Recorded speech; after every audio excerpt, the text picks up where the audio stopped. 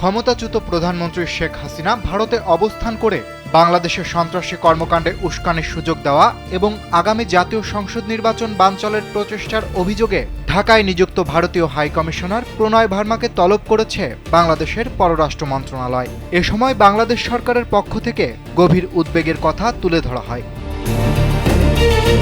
রোববার এক সংবাদ বিজ্ঞপ্তিতে পররাষ্ট্র মন্ত্রণালয় জানিয়েছে, ভারতে অবস্থানরত শেখ হাসিনা তার সমর্থকদের সন্ত্রাসী কর্মকাণ্ডে জড়ানোর উস্কানি দিয়ে যাচ্ছেন নিয়মিত, যা বাংলাদেশের আইন শৃঙ্খলা পরিস্থিতি ও গণতান্ত্রিক প্রক্রিয়ার জন্য গুরুতর হুমকি হিসেবে বিবেচিত হচ্ছে।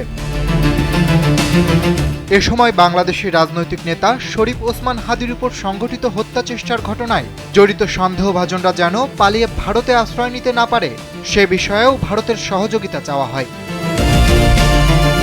এদিকে বাংলাদেশ সরকারের এসব অভিযোগ প্রত্যাখ্যান করে রোববার একটি বিবৃতি দিয়েছে ভারতের পররাষ্ট্র মন্ত্রণালয়। বিবৃতিতে দেশটি বলেছে, বাংলাদেশের অন্তর্বর্তী সরকার 14 ডিসেম্বর যে প্রেস নোট প্রকাশ করেছে তাতে উত্থাপিত দাবিগুলো ভারত দর্তকহীনভাবে প্রত্যাখ্যান করছে।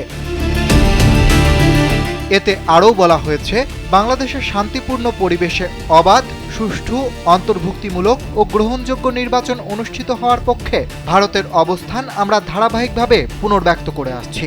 বাংলাদেশের জনগণের স্বার্থবিরোধী কোনো কর্মকাণ্ডে ভারতের ভূখণ্ড কখনোই ব্যবহার করতে দেওয়া হয়নি।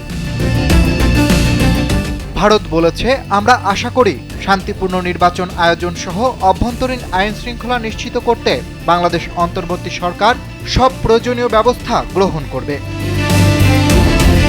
অরিত্র বাসু, কালবেলা।